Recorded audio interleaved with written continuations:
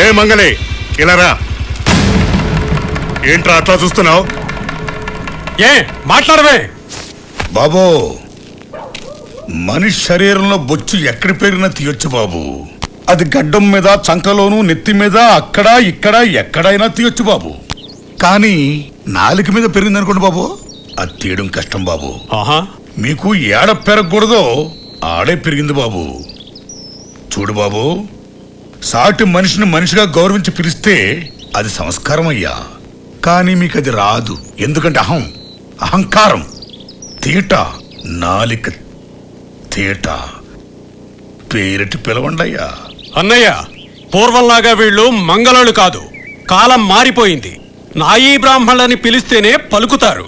బాబో, ఎందుకయ్యా దానికంత పెద్ద మాట? బ్రాహ్మణులు, విశ్వబ్రాహ్మణులు, వైదిక బ్రాహ్మణులు, నయా బ్రాహ్మణులు, నియో బ్రాహ్మణులు, కమ్మ బ్రాహ్మణులు.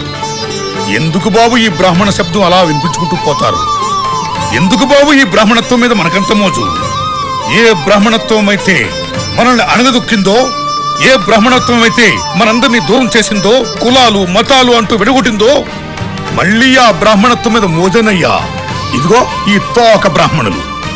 బిడ్డ పుట్టినా, ఇల్లు కట్టినా, పెళ్లి చేసినా, పబ్బం వచ్చినా, పండగొచ్చినా, ఎక్కడైనా సరే మంగళప్రదం చేసేవాడే బాబు ఈ మంగళోడు.